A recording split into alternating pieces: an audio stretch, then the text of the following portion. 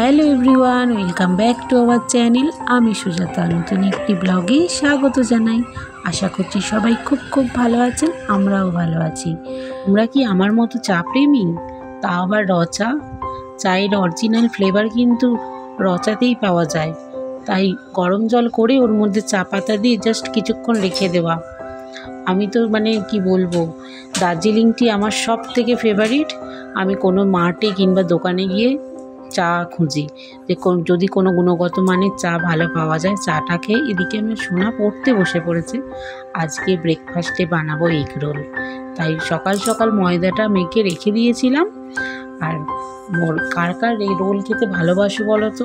অনেকদিন ধরে ইচ্ছা করছিল, তাই চিরঞ্জিতকে দিয়ে আনিয়েছিলাম ময়দা সাধারণত আমরা খাই না, আটার রুটি খাই। আজকে একটু রোল খেতে ইচ্ছা গেল, তাই সকাল সকাল বানিয়ে ফেলেছিলাম এগ রোল।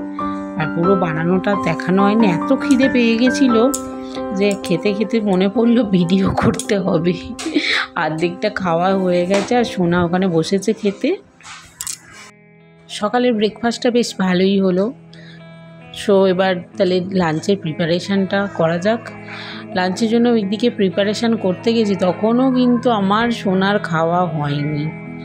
ওর মতো খাচ্ছে, ওর তালে যতক্ষণ লাগে খেতে থাকুক, আর আমি আমার দুপুরে যে লাঞ্চে রান্না হবে সেই রান্নার ব্যবস্থা করি।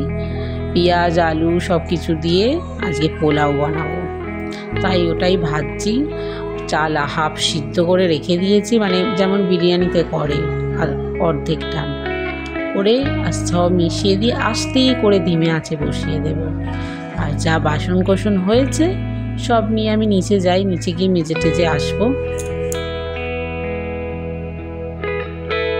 খাওয়া দাওয়া আমাদের কমপ্লিট। এবার মা মেয়েতে বসে পড়েছি, একটু নীল পালিশ পরছি। সাজুগুজু না করলে হয় বলো তো সোনা? তাই তো, একটু সাজুগুজু তো করতেই হয়। আজকে অক্ষয় তৃতীয়া বলে কথা, তো সকল বন্ধুদের জানাই অক্ষয় তৃতীয়ার অনেক অনেক শুভেচ্ছা ও ভালোবাসা। সবাই ভালো থাকবেন।